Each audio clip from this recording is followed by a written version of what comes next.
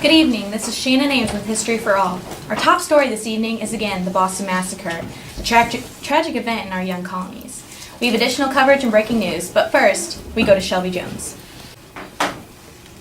Thank you, Shannon.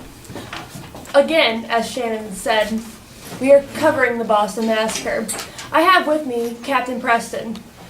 Thomas Preston was an officer of the 29th Regiment of Foot and has been tried with murder. Captain Preston, can you tell us what happened last Monday, Captain Preston? On Monday night, at 8 o'clock, 2 soldiers were attacked and beat.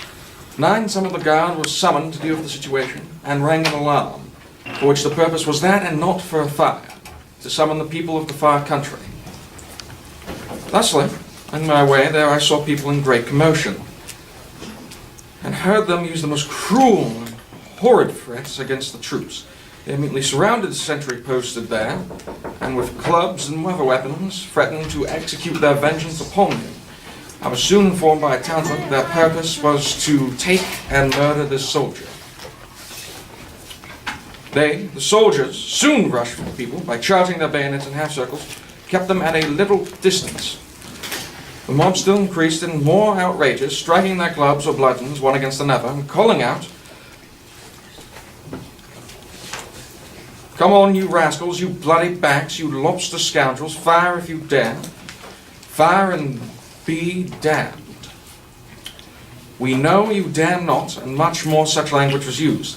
At this time I was between the soldiers and mobs, parleying with and endeavoring within all my power to keep things at peaceable relations. Then what happened? They advanced to the points of the bayonets, struck some of them, and even with some muzzles of the pieces they seemed to endeavour to close, in which well-behaved persons asked me if the guns were charged.